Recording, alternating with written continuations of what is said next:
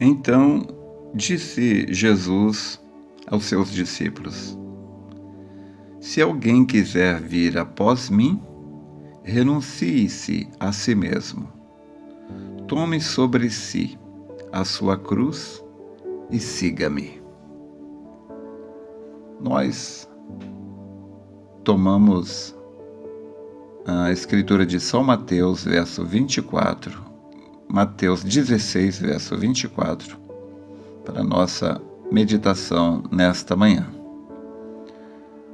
Todos nós queremos seguir a Jesus, tomar a nossa cruz, renunciar a nós mesmos, Tomar a nossa cruz e segui-lo. Resta saber o que é renunciar a nós mesmos.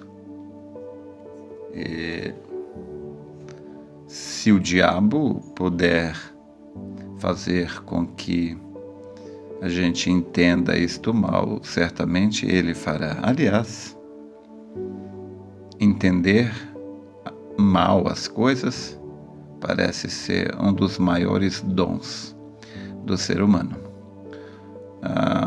Um dos maiores problemas que as empresas enfrentam são os mal entendidos. Os recados são compreendidos de forma equivocadas. Isso causa muito prejuízo, muito transtorno em todas as empresas, em todos os lugares, nas igrejas, em toda a sociedade. Entender mal o que foi dito. Nós não vamos, obviamente, nos enveredar pelo caminho da hermenêutica, que é a interpretação daquilo que é dado. Não é isso não. Mas nós devemos ter entendimento. Um pastor, ele deve ser apto para ensinar. Então, algumas pessoas pensam que renunciar a si mesmo é parar de comer, parar de tomar banho, parar de estudar, parar de trabalhar, se tornar um irresponsável. Não é isso não. Você tem uma responsabilidade. Deus te colocou aqui neste mundo. Você tem que comer, você tem que vestir e você não pode ser pesado às pessoas. Se você não pode ajudar, pelo menos não atrapalhe. Então, os jovens precisam estudar, é um mal necessário. Como é que você vai trabalhar? Porque você vai se engraçar com uma moça, você vai pegar a filha de alguém, vai tirar da casa do pai e você tem que cuidar dela. Você tem que ter responsabilidade com ela. Você vai precisar levar ela ao médico, ao dentista, vai precisar dar roupa, muita coisa. Sem falar dos filhos que virão. Então, você precisa de uma preparação. A vida exige uma preparação do ser humano. Então, renunciar a si mesmo, obviamente, não é ser um largado. Quando Jesus Cristo disse: buscai primeiro o reino de Deus e a sua justiça, e as demais coisas vos serão acrescentadas, eu não tenho dúvida de que passa pela mente de muitas pessoas de que buscar primeiro o reino de Deus eu creio que muitas pessoas entendem como que buscar unicamente o reino de Deus. Não, Deus não disse buscai unicamente o reino de Deus. Ele disse buscai primeiro o reino de Deus. Então você deve dar prioridade a Deus, a palavra. Mas não é só isso. Não é só Deus, não é só a palavra. A vida, nós vivemos uma vida natural também. É claro, quando Jesus Cristo disse buscai primeiro o reino de Deus, isso quer dizer, olha, você pode fazer qualquer coisa, trabalhar em qualquer coisa, desde que isto não choque com a palavra, né? Então, Paulo disse, todas as coisas me são lícitas, mas nem todas me convêm. Então, você tem que ver se aquilo que você vai fazer não vai chocar com a palavra. Então, você pode trabalhar, você pode estudar, você pode viver uma vida, você pode viajar, você pode ter casa, você pode ter carro, né? Você pode ter roupa, ter boa roupa, ter bom carro, ter bom alimento, uma boa casa. Por que não? Por que não? Né? Deus nos dá condições. Mas o que o Senhor Jesus Cristo disse aqui, em São Mateus capítulo 16, verso 24, nós devemos renunciar a nós mesmos e seguir após Ele. Bom, renunciar a nós mesmos é nossas ideias, nossos conceitos, nossas opiniões, nossas maneiras de ver e entender as coisas. Você tem que entender que este mundo tem próximo a 8 bilhões de pessoas. 8 bilhões de pessoas. Ninguém tem uma digital igual. Ninguém é igual ao outro. E você acha que nós somos diferentes um dos outros só por fora? Não. Nós somos diferentes uns dos outros também por dentro. Nossos olhos é diferente. Você acha que os nossos olhos é diferente só por fora? Não. A forma como nós vemos o mundo, as coisas e a Deus também é diferente. Nós até mesmo enxergamos as cores de forma diferente. Tem gente que a diferença é tão absurda, tão gritante, que chega a ser uma doença, né?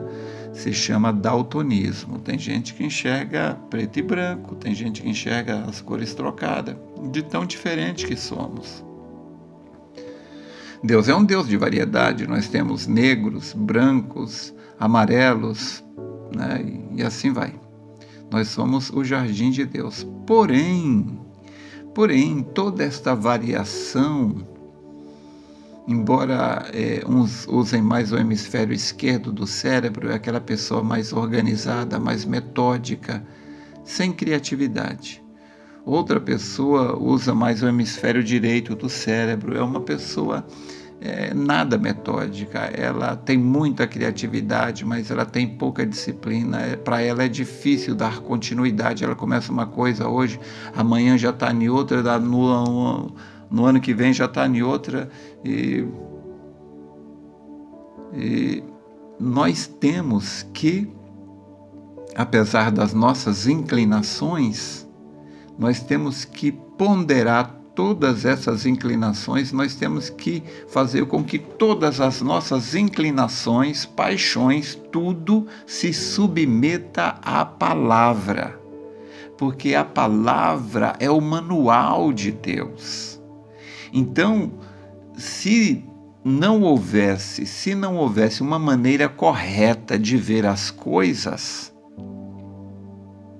o mundo seria uma completa bagunça. O mundo é uma bagunça, mas não é uma bagunça completa, porque ainda existe muito de Deus na Terra. As leis são baseadas na palavra de Deus, né? Então, as coisas boas que a humanidade ainda tem são um reflexo, uma sombra do que Deus nos deu. A moral, o freio moral, a dignidade, os princípios, os valores corretos. Tudo isso é um reflexo da palavra de Deus. Então, quando Jesus está dizendo que nós devemos renunciar a nós mesmos, tomar a nossa cruz e segui-lo, é isto, meu irmão. Porque as pessoas, cada um tem uma ideia. Vão falar, eu acho que fumar não é pecado, não. Pecado é roubar, é matar. Eu acho que beber não tem nada a ver, não. Eu acho que a pessoa namorar com 2, 3, eu acho que a pessoa ter um caso extraconjugal não tem nada a ver. Eu acho isso. O que eu acho, o que você acha, não importa. O que importa é o que Deus acha. É o que Deus diz. E o problema da humanidade reside no fato dela não conhecer o que Deus pensa, o que Deus determinou. A coisa é tão séria que em Oséias capítulo 4, verso 6, Deus disse que o povo é destruído por não conhecer a palavra. E a pessoa que rejeita estudar a palavra, a pessoa que rejeita conhecer a verdade, Deus rejeita essa pessoa, rejeita ela e o filho dela. Não é? É só ler Oséias capítulo 4.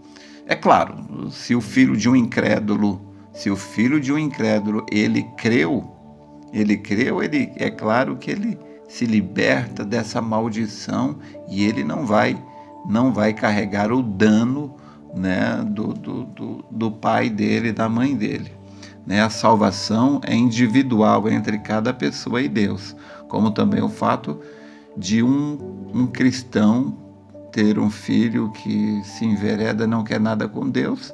Então a bondade do pai, né, não salva o filho, né, no sentido de que Deus não tem neto. A não ser, é claro, que a gente tome aquilo que Paulo disse: crê no Senhor Jesus, será salvo tu e a tua casa. Então, Mombrana nos ensina na mensagem Adoção, Manifestação dos Filhos de Deus, que se você requer um filho, o profeta disse, não importa quão rebelde seja aquele menino ou aquela menina, ainda que ele tenha que ficar deitado no leito do hospital, de todos os modos, ele será salvo. Então, Deus sabe fazer as coisas. Nós não. Nós conhecemos apenas o hoje, o agora, o imediato. Nós podemos pegar homens inteligentes que sabem tudo do passado, né? Professores de história, ou pode contar a história de Napoleão, Alexandre o Grande, e Canal de Suez, e pronto, Rota da Seda e tal. Sabe tudo do passado, mas ninguém sabe nada do futuro. Nós podemos apenas fazer previsões que podem se confirmar ou não. Então, o profeta falou de um documentário que ele viu há muitos anos, dos cientistas mergulhando no fundo do oceano, um lugar muito fundo, onde a luz do sol não alcança. Lá é escuridão, trevas 24 horas por dia. E lá tinha alguns peixinhos ali que ele não podia utilizar os olhos para poder caçar, porque lá não tem luz. E os olhos só funcionam onde há luz. Mas Deus deu alguma maneira para ele conseguir o alimento dele. E o profeta disse, se eu pudesse usar a minha visão com uma luz ali, e usar a minha visão para guiar aquele peixinho que nem sequer tinha olho, Mombrana disse, como eu poderia guiá-lo a uma fartura de alimento. E aí então foi quando ele pensou, se eu puder me render a Deus, porque eu não sei nada, nós não sabemos nada do futuro, nós não conseguimos enxergar 5 minutos à frente, mas se nós pudermos nos render a Deus, que sabe de todas as coisas, que profetiza tudo, está tudo escrito na Bíblia. João viu até a descida da cidade, a Nova Jerusalém, que de Deus descia do céu, aquela cidade maravilhosa que vai descer depois do milênio e vai pousar aqui na terra, onde nós vamos habitar por toda a eternidade. João viu isso. João viu tantas coisas, porque ele deixou Deus lhe mostrar. Então, meu irmão, renunciar a si mesmo é deixar que Deus te mostre o plano da redenção, de salvação. Quando João estava ali no livro de Apocalipse, capítulo 4, Deus disse para Jesus, subi cá e mostrar-te-ei as coisas que depois destas hão de acontecer. Então, quando a gente sobe à presença de Deus, porque Deus não vai descer ao nosso nível de vida, nós é que temos que nos levantar ao nível de Deus. Se nós renunciar à nossa limitação, nossa maneira de ver, nossa nossa teimosia, nossa cabeça dura. Se você for humilde, porque, gente, humildade, presta atenção, humildade não é andar com roupa rasgada. Humildade é você entender que você não sabe nada. Humildade é você se assentar para poder ouvir Deus te falar, Deus te ensinar. Isto é humildade. Se você tiver humildade, então você vai poder renunciar a si mesmo, renunciar a seus pensamentos, suas teimosias e deixar Deus te guiar. Ele disse: vinde a mim, todos vós que estáis cansados e oprimidos, e eu vos aliviarei. Então, se você está parado aí, sentado, ouvindo isto, você é humilde. Você entendeu que você tem algo a aprender. Parabéns para você. Você é humilde. Humildade é isto. É se sentar para ouvir, para aprender. É o que Jesus Cristo disse. Aquele que não se fizer como um menino, de maneira nenhuma entrará no reino dos céus. Mas você se faz como um menino, como uma criança.